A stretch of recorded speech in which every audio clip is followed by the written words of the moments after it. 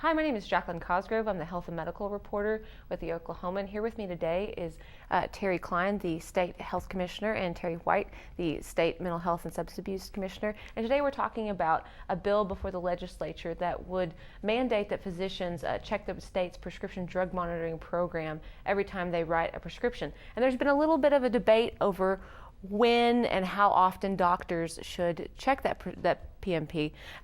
Could you guys address just your initial concerns over and give us some context about how this debate has unraveled? So almost every state in the country has a PDMP, prescription drug monitoring program. Only one state doesn't. The real question is how effective those tools are. Oklahoma has a fantastic PDMP, but it's only as good as the data that's entered, and it's only good if people use that. It has been proven in other states to be a very effective tool in driving down the misuse of prescription drugs and literally saving lives. But to do that, it needs to have accurate data, it needs to be timely, and it needs to be used by physicians. The contentious part of this bill is actually being opposed by the medical associations, is the provision that it be checked every time a controlled dangerous substance basically is being prescribed in the state of Oklahoma. And Commissioner White, where you come into this debate is trying to catch people before they get addicted to these prescription drugs. Absolutely. First of all, anytime we can prevent addiction in the first place, because we know this is a disease based on metabolic and chemical functioning of the brain. And when you have overprescribing, a lot of times unintentionally, but because the PMP system's not being utilized, they don't realize that folks may have already seen 3 other doctors or been to 2 other emergency rooms. But with that information, the same way it matters that you have your blood pressure checked if you're at high risk. In fact, they check all our blood pressure, even mine, and I'm not at high risk for a heart attack right now, I hope anyway. And this should be one of the things we're checking. It should be standard practice because we know this is becoming epidemic levels of public health concern in our state, and it's not a tool that's being utilized often enough. How have we seen prescription drug abuse grow in Oklahoma over the past 10 years? It has grown 5-fold in the last 10 years, and Oklahoma has one of the highest rates of prescribing of opioids, which we commonly refer to as painkillers. So we've seen an astronomical increase in the amount of opioids that are being prescribed in the state, and at the same time we're seeing a ever-escalating trend of the number of deaths. So the last year we have a full year of data, we had over 530 deaths in the state of Oklahoma that are attributable to prescription drugs. And the interesting thing about that is those are drugs that are entering into the market through legitimate sources. They're coming from doctors. The vast majority are coming from doctors. We have too many opioids on the streets in the state of Oklahoma. Just to put that in context, more people died in Oklahoma last year from prescription drug overdoses than from car accidents. This is one of the biggest issues facing our population. It's hitting adults, it's hitting kids. And the fact is, as Secretary Cline is pointing out, this is coming from prescriptions. Now that doesn't mean someone may not be taking someone else's prescription, but it was prescribed by a doctor in the first place. We have enough scripts written in Oklahoma that every Oklahoman could have a 30-day supply of pain pills every year. This is way above the norm and it's unacceptable. I've been talking to doctors groups over the past several weeks about the legislation, and one of the biggest concerns that they bring up is time. They say doctors do not have enough time. They only have like 15 minutes they can bill for insurance with a patient. Obviously checking the PMP is not a billable thing for your insurance, and they say that this just takes up too much time to check every single time a patient comes in. I'm just wondering what you guys' responses are to that. I'm curious about how much time you would actually put forth to save someone's life. How valuable is that time as compared to someone's life? So the PDMP takes from 1 to 2 minutes to check. 1 to 2 minutes. And right now we're losing over 500 lives every single year. So if you were to ask a physician, would it be worth 2 minutes of your time with every patient that you're writing these particular scripts, would it be worth 2 minutes of your time to save several hundred lives in the state of Oklahoma? I would hope that the answer is yes. It'd be well worth that. And we're talking about a system that's very effective. It's one of the best in the country. So it's been streamlined. Again, it's timely. It's easy to access. Both Commissioner White and I have seen it in action. It's very user-friendly. So is that worth it to a physician? I would hope so.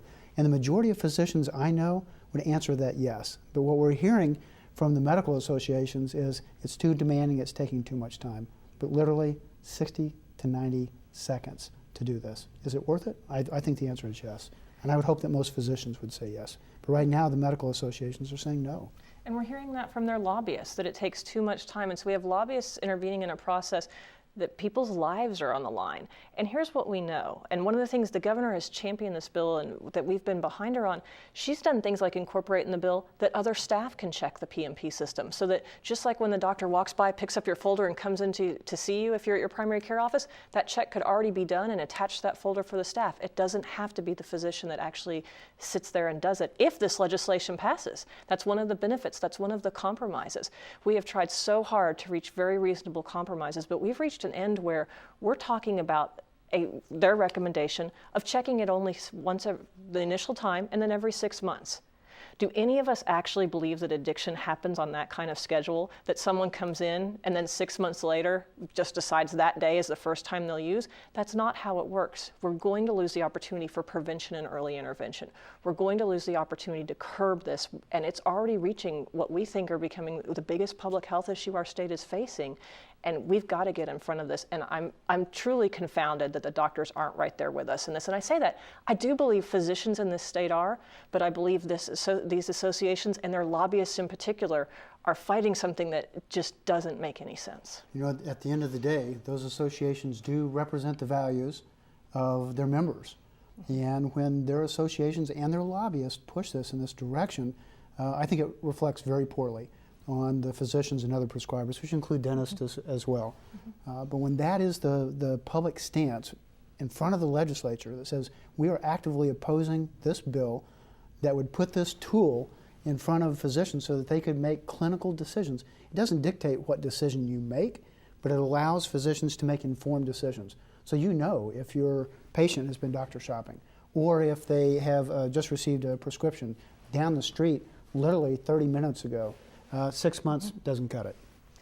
One of the other things that we know is what the legislation is asking is that it's at the time they write a script that this has to be checked, when they have the patient in front of them and they're writing a script. So if the patient's there and they're not writing scripts for these medications, they wouldn't be required to check the system. It's not an unreasonable ask. What actually seems a little unreasonable or ludicrous is this suggestion we'll check it initially and then every 6 months. So the patient may not even be in front of them 6 months later when the required check is done. So they check it, they see something, what do? They don't even have the patient there at the moment. How then, what position does that then put the doctors in? Having something reasonable that makes sense every time a script or refill is written when you have the patient right there and can see the information and intervene is just logical. Again, the same way we check blood pressure and other things. This other approach just doesn't make sense and won't save lives.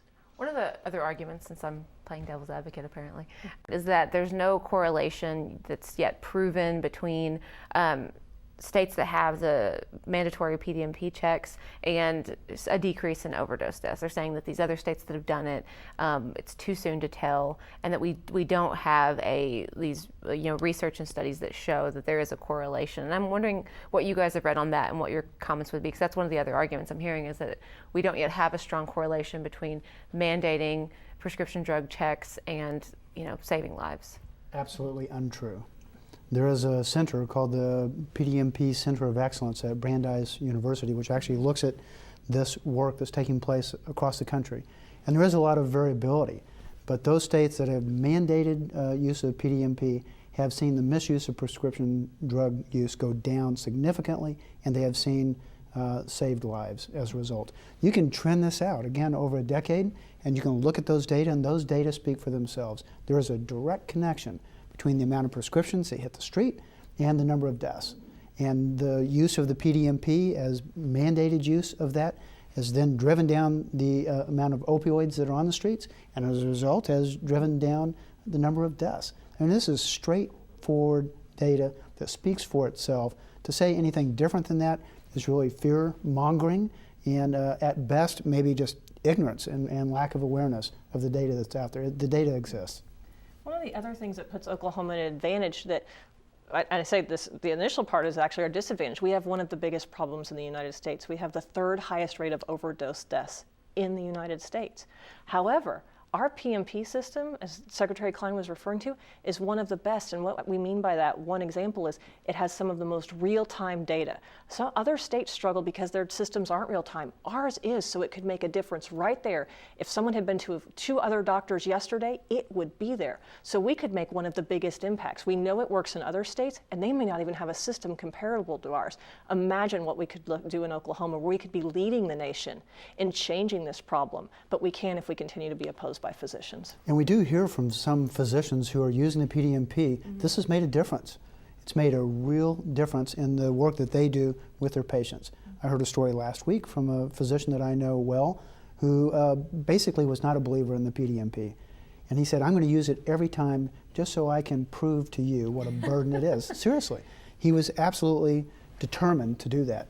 On his 4th patient, after using this 4 times, he ran into someone who he had treated for years, and he found out that this patient was actually receiving prescription drugs, painkillers, from another physician. Wow. And literally, that patient, who he had known for years, was lying to him. That's straightforward. So he was able to actually do an intervention right there, talk with him about the risk to the patient, the risk that was inherent if somebody else was prescribing that, and here he was unknowingly then adding additional hydrocodone to that person's kind of regimen of medications, unknowingly. Think about what the potential outcome could have been. And he said, our opioid relationship is over. I'm willing to still work with you. You're receiving prescriptions from someone else. Go for it, but we need to be in communication with one another, and I'm happy to continue to work with you, but this literally puts your life at risk.